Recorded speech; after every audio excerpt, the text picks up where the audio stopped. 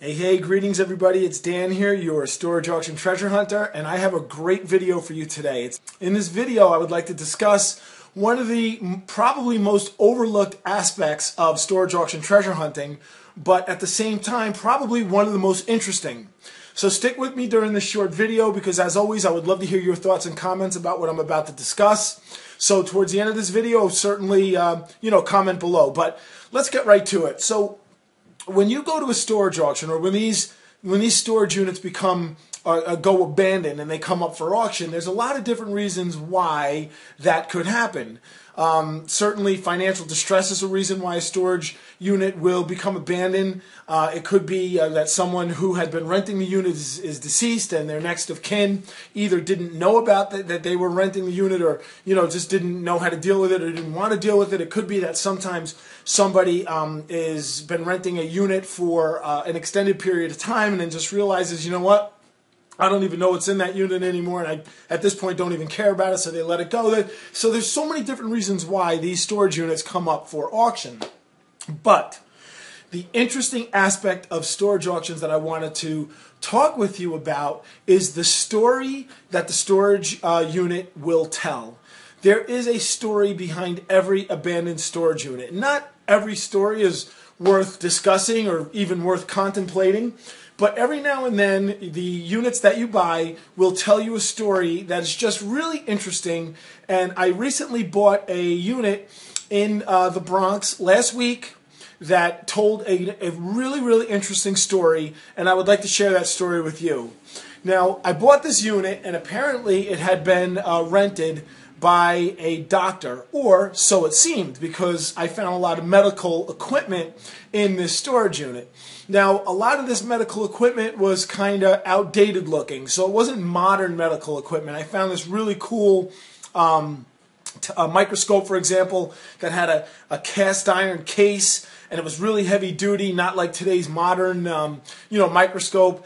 And, just a lot of other medical equipment that told me that the stuff was antiquated. It was maybe turn of the, or mid-century or 60s or 70s medical equipment. So there was no doubt that that this unit was rented by a doctor, right?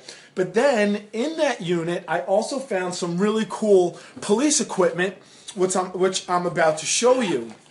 One of the things I found was this taser. It takes a transistor battery, and that's a pretty cool item right there. You pull the trigger and it starts zapping, and I guess that's what a police officer would use to neutralize a scumbag. I found this nightstick. I guess, others might call it a billy club. Again, it's an item that a police officer would carry. I found this bulletproof Kevlar vest, and this was New York City police issued, right? And then the most interesting item I found was this jumpsuit. So now this is a black jumpsuit.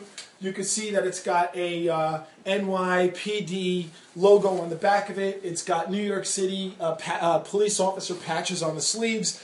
And this is a really cool jumpsuit.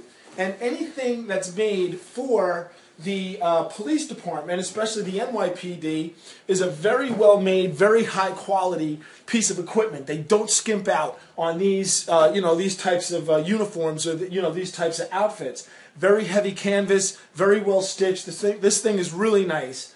But unfortunately, it's two sizes. It's two sizes too small for me. So I haven't quite figured out yet what I'm going to do with it. But all the other things I showed you, the billy club, the taser, this bulletproof vest, those things I'm going to keep for myself. All right, well, listen, I'll get back to this jumpsuit in just a second, but I want to tell you about the story that I was able to unravel as it relates to this storage auction, this storage unit that I purchased at auction. So, again, the unit was rented by a doctor.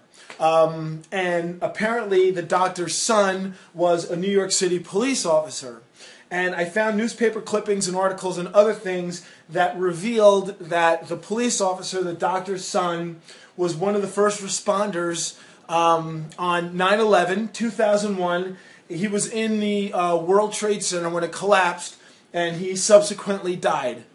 So before I say anything else, I would just like to say God bless this first responder who lost his life trying to save others, and God bless every other first responder who died on September 11th, September 11th, 2001, trying to help and save other people. So God bless all those men and women who gave their life on that day. So what happened was the son of the doctor who was renting the storage unit had died. I verified that because I found newspaper clippings and other articles as it related to the honor that they had bestowed upon that deceased police officer. So that explains where this police equipment came from. It was the doctor's son. Now, I also found out that the doctor himself had died in 2002. Because I found, I went online, looked up the doctor's name, found an obituary, and he had died in 2002. So I can only assume that the surviving kin of the doctor had cleared out his medical office, had stuck everything into the storage unit, and the police department stuff that the doctor had also been placed in there, and that's why it's now in my possession. So anyway, that was the story, and I found it a very interesting story that particular unit had told. Now, I just wanted to get back real quick about this jumpsuit. Is a lot of times when I find cool things in a storage unit, I'll keep it for myself, and I consider this police equipment cool things. Now, I try to keep as little of the stuff I find as possible because I don't want my life to be inundated or overrun with too much stuff. So I try to sell everything I can. Now, because this jumpsuit does not fit me, it's a little bit too small, the question I have now is, what do I do with it? Normally, I would sell it, but in this case, I don't think that would be the right thing to do for a number of reasons. One is, I don't even think it's legal to sell something like this. I don't know. I have friends who are cops, and I have friends who are lawyers, and I can certainly ask them. But the second thing is, even if I was legally able to sell this kind of an item, I still don't think I would, because I would never want to run the risk of some scumbag buying something like this on eBay to use it to impersonate a police officer to do bad things.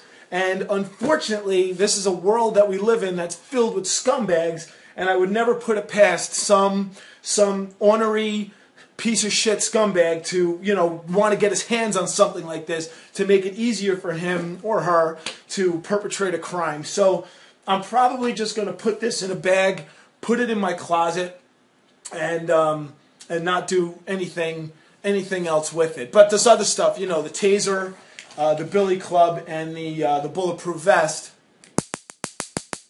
I'm going to keep that stuff for myself. So anyway, the story that the storage unit tells could be, not always, it could be interesting. Sometimes, there's no real story behind the abandoned storage unit. But in this case, I found the story of this one very, very interesting. So that's it. What I'd like to ask you is, when you go out and you do your treasure hunting, and again, treasure hunting comes in many different forms. When you use your metal detector at the beach, when you go to the Salvation Army, or you go to flea markets or garage sales, or if you also do storage auctions, what can you tell me about the story behind the things that you find? A lot of times, these things can tell a story if you keep your eyes open for it. You stay tuned, to what the potential story is. So anyway, that's it for now. I'm sorry if this video was a little long-winded. I think it was. I hope you've watched it now to the end, and I want you to comment below. Tell me what you think of what I just shared with you, and you tell me about the stories that are behind the treasures that you found while you're out treasure hunting. My name is Dan. I do thank you, as always, for watching this video, and I do look forward to speaking with you real soon. Okay, take care.